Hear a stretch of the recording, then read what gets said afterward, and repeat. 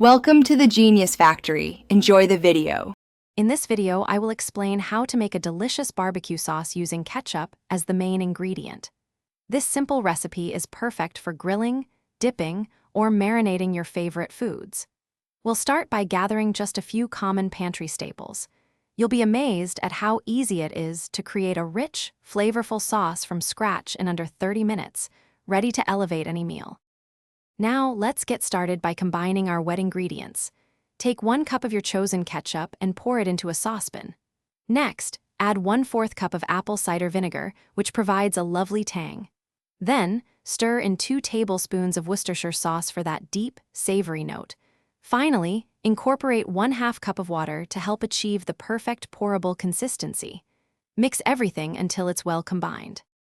With our liquid base ready, it's time to introduce the dry ingredients that will truly bring this sauce to life. Stir in 1/4 cup of packed light brown sugar for a balanced sweetness. Then, add 1 teaspoon each of garlic powder and onion powder to build a robust flavor profile. Don't forget 1/2 teaspoon of smoked paprika for that essential smoky depth. Bring the mixture to a gentle simmer and let it cook for 15 to 20 minutes, allowing it to thicken beautifully. Once your barbecue sauce has simmered and reached your desired thickness, it's time for the final touches. Give it a taste and adjust the seasonings, perhaps a little more salt, pepper, or even a pinch of cayenne pepper for a spicier kick. Let the sauce cool completely before transferring it to an airtight container.